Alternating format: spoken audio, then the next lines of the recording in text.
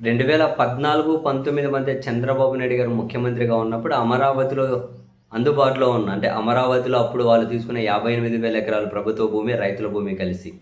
ఆ 58,000 ఎకరాల్లోనే అద్భుతమైన మహానగరాన్ని నిర్మిస్తామని చెప్పారు.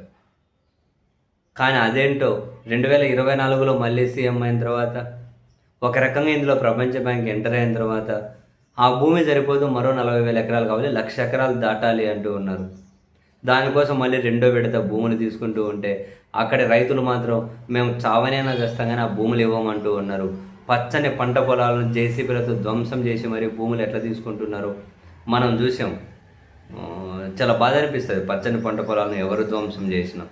ఈ క్రమంలో మాజీ జడ్జి బి చంద్రకుమార్ గారితో పాటు అంటే మాజీ జస్టిస్ బి చంద్రకుమారు, ఆంధ్ర ఉద్యమాల ఐక్యవేదిక కన్వీనర్ మహదేవు, రిటైర్డ్ ప్రొఫెసర్ రామచంద్రయ్య, వీళ్ళందరూ అంటే ఆంధ్రప్రదేశ్ అభివృద్ధి వేదిక పేరుతో వీళ్ళు ఒక సంస్థ నడుపుతున్నారు. వీళ్ళందరూ అమరావతిలో పర్యటించారు. అమరావతిలో పర్యటించి అక్కడి రైతుల సాధక బాధలు విన్నారు.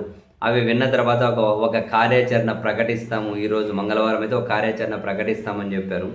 వాళ్ళు రైతులతో సమావేశమైనప్పుడు వాళ్ళు చెప్పిన మాటలు కూడా చాలా వ్యాలిడ్గా ఉన్నాయి. ప్రతి సెకండు ప్రభుత్వం మమ్మల్ని వేధింపులకు గురి చేస్తూ ఉంది. ఆ వేధింపులతో మనోవేదనతో అనారోగ్యానికి గురవుతూ ఉన్నాము. నిద్రలేని రాత్రులు గడుపుతూ ఉన్నాం.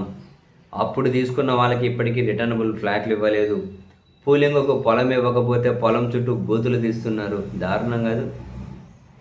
విద్యుత్ వైర్లు కట్ చేస్తున్నారు. విద్యుత్ మోటార్లు దొంగతనం చేస్తూ ఉన్నారు.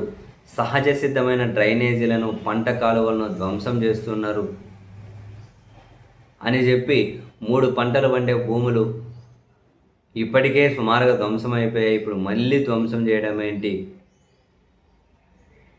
ఇప్పుడు మేము చెప్పి ఏ వినతి ప్రభుత్వం పరిగణలోకి తీసుకోవట్లేదు అని చెప్పి చివరికి డిప్యూటీ కలెక్టర్ స్థాయి వరకు కూడా అధికారులందరూ రియల్ ఎస్టేట్ వ్యాపారం చేస్తున్నారు, వాళ్ళ స్వలాభం కోసమే మమ్మల్ని బెదిరిస్తున్నారు, వేధిస్తున్నారని చెప్పి వాళ్ళ ఆవేదన వ్యక్తం చేస్తూ వాళ్ళతో అయితే మాట్లాడారు. వీళ్ళైతే ఒక కార్యాచరణ ప్రకటించబోతున్నారు ఈరోజు.